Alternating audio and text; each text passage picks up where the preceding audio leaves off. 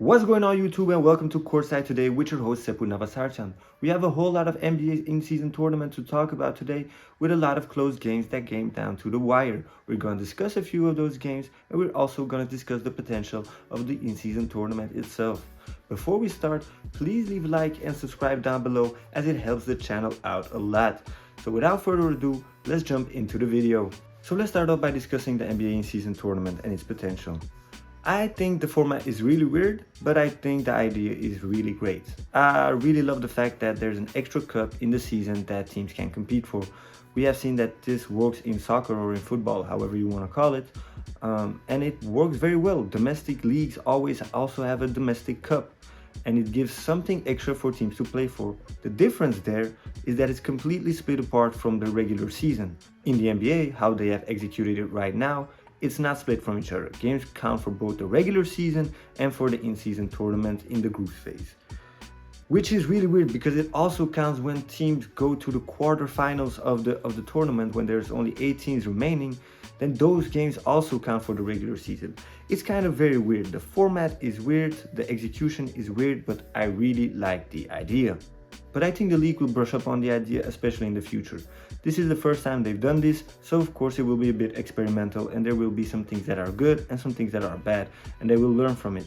But I think as soon as the league changes to 32 teams, the NBA in-season tournament could be something that's really interesting in the knockout elimination phase. Maybe with a few group phases, but 32 teams is already easier to go in the competition format. However, even though I think the format is a bit weird with the regular season and the cup being intertwined, I also like that regular season games now have more intensity. Last night was one of the most intense nights of regular season basketball I have ever seen, and the scores show it. We have never had a night where the average point differential of the games is as low as yesterday. The level of play is elevated, the intensity is elevated, and teams just aren't able to coast anymore, which is a good thing for us as basketball fans. Teams are divided into groups of 5, and only the best of each group goes through alongside 2 wild cards. So the games are immediately competitive. You don't have a lot of games to play. You only have 8 games in the group phases of the in-season tournament, which isn't a lot to make a difference, and if you lose one, that's already devastating for the team. The last thing I want to say is that the court designs are absolutely awful in my opinion, and in a lot of people's opinion as well. I really dislike the line in the middle. I really dislike the multiple colors. I don't dislike the trophy being in the middle. That's something I really like always, the trophy being in the middle. I also liked it when it was the trophy of the NBA Finals. Kind of sad they removed that, but I think they might bring that back since now they can put a sticker, obviously, of a trophy there. So it would be nice to see that back in the finals, but going back to the courts in the in-season tournament, I really dislike the multiple colors. Teams playing in the same color jerseys as their courts is really visually and aesthetically not pleasing to look at. It kind of throws me off a bit as well. It's confusing to see what's happening. And that's why, you know, basketball needs to be played on a neutral color court always. And even the sticker in the middle, changing the color as well is kind of weird. I would get rid of those courts if they can do it this season because they've put a lot of thought and effort into them already. At least get rid of them for next season, please. So yeah, now let's hop into the game. Starting off with the first game I watched, it was the Bucks and the Knicks. I already talked a lot about the Bucks in my last video. The only thing I want to say about them is when they went to the pick and roll more this game, it kind of looked better, and on defense, it looked way better when they were playing drop coverage with Brook Lopez. He got 8 blocks this game. He was absolutely huge. So yeah, more drop coverage, more pick and roll was the key for them, and it paid off.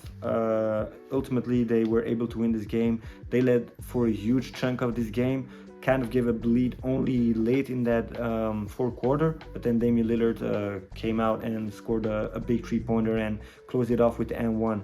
But yeah, defensively they look way better. They made it a tough night for Josh Hart. They made it a tough night for Julius Randle as well. Mitchell Robinson went 0-for-4. The only one who really kind of went off, actually really went off, was Jalen Brunson, who had 45 in that drop coverage. He was cooking a lot from the mid-range, so maybe they will have to make some adjustments there. Of course, that's what you give up when you play drop coverage. The guard coming off the pick and roll, being able to hit shots in that in-between area is getting really dangerous when you play that. But maybe they can make some adjustments there that can combine the drop coverage alongside a bit more pressure on the ball handler. For the Knicks, they struggled a lot in the front court. It was their guards who were cooking, and their front court was completely cold. Josh Hart shot 2 for 9, Julius Randle 5 for 20, Mitchell Robinson 0 for 4, Dante DiVincenzo 1 for 8.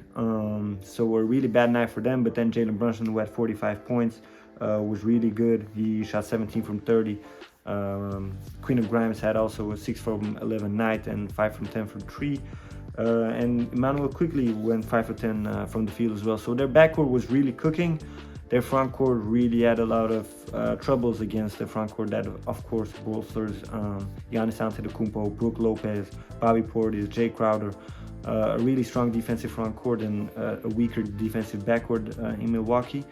So that's obviously what unfolded yesterday. The backcourt was cooking, the front court, they were missing not easy opportunities, but opportunities at the rim that were made hard for them by Brook Lopez, by Giannis Antetokounmpo. As for the Knicks, I think they're going to struggle a lot this year. I don't think they have that superstar.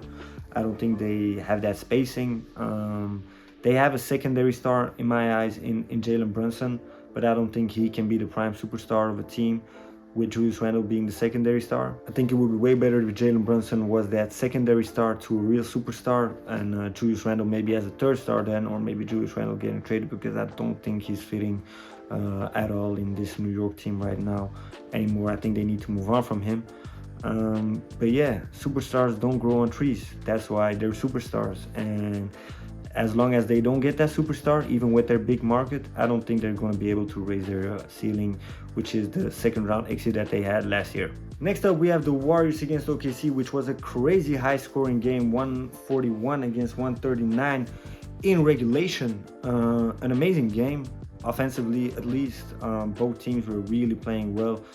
Fantastic game from OKC. We didn't have Shai Gilgeous-Alexander. Lou Dort went 6 from 6 from the 3-point line. He was really amazing. He's been amazing shooting the ball this season, which is a huge development for him, because we, of course, know him as a defensive star, but he's going to need to knock down threes to really become a key piece in this rotation for the Thunder, who are kind of developing wings behind him that might take his place. And he's keeping his place right now with some great shooting this season. I think he's shooting over 42 or 43% from 3, which is amazing for him, a huge jump. And it's going to be something to really look at this season if that can keep them going, because, of course, we know in that backcourt with Giddey and Shai, they don't shoot a lot of threes, they don't shoot it super efficiently, so they really need other floor spacers. I want to give a shout out to Chet Holmgren as well. He was amazing last night, shot 7 from 9. He's been amazing this season. His free ball has been falling as well. He's been shooting over 50% from deep. Last night he made both of his attempts, and he's really proving that he's one of those guys. Coming in with Wemby, he's also one of those alien type players that we really need to watch out for, because what he can do is extremely impressive defensively, offensively, passing the ball, shooting the ball. He looks really polished right now. And I think all of the doubts about him are kind of fading away a bit, maybe except the injury part, because, you know, you need to prove that you can stay healthy, of course, in this league. But he's not too skinny in my eyes. He's been playing really well. His body is filling in nicely. He's been putting on some muscle in the past year, in the past 2 years even. He has really grown into his body, and he's going to continue growing into his body. And he has been amazing this year, amazing last night, and almost was able to win them the game. Unfortunately for them, you know, that Steph Curry layup that was called a goaltend first got overturned. It seemed like Draymond touched the rim, but then I don't know what was actually called. Maybe they ruled that Josh Giddey actually pulled the net down first, or maybe they ruled that Draymond Green didn't touch the rim. I don't know what happened, because it was hard to hear with the noise in the arena. The OKC fans definitely weren't happy about that, as they played a really great game, but just came up short. But they definitely shouldn't be down about that, because they were without Shai Gilgeous-Alexander, their superstar, first-team All-NBA player, and that's going to change a lot. And being able to stay in the game, especially showing that you have a lot of offensive talent to score buckets, 139 points without your star is amazing. Especially against Golden State, who are seasoned vets. This is a good game from OKC. Unfortunately for them, the result doesn't reflect that. They get a loss in their column. They get a loss in the in-season tournament, which is unfortunate for them, because now they have to really battle hard in the remaining 7 games to really have a chance.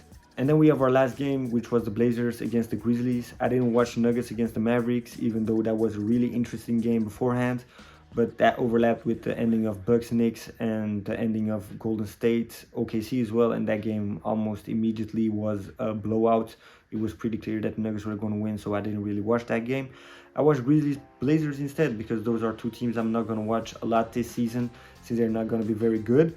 And I really enjoyed it, actually. It wasn't that good of basketball, but it came down to the wire, and we saw Shaedon Sharpe just take over the game. He had two big free throws to tie the game, and then had a huge game-saving block on Luke Kennard on his game-winning attempt to send the game to overtime. And then in overtime, he was amazing as well. Step back three, beautifully nailed that one, and then also an amazing finish on Giants Jackson Jr., where JJJ, the reigning defensive player of the year, was able to even slap Shaedon Sharpe's hand, but he just skied over him and laid it up off the glass beautifully. So yeah, Shaedon Sharpe just developing into a star before our eyes. He's amazing. He's absolutely amazing. His athletic ability, his finishing ability, the way he can dunk, his handle is getting better, his shot is getting better. He's gonna be an absolute force to reckon with, and he might actually be the best out of that Blazers trio in Scoots, Anthony, and Shaedon Sharpe himself. So it's going to be really exciting to see what he's going to be able to do with Anthony Simons out, being a starter, and also Scoot Henderson now out. I don't know for how long he's out, but it will be really interesting to see how he will develop and continue building on this really great start that he's had this season. From the Grizzlies' point of view, I think the season is basically already over.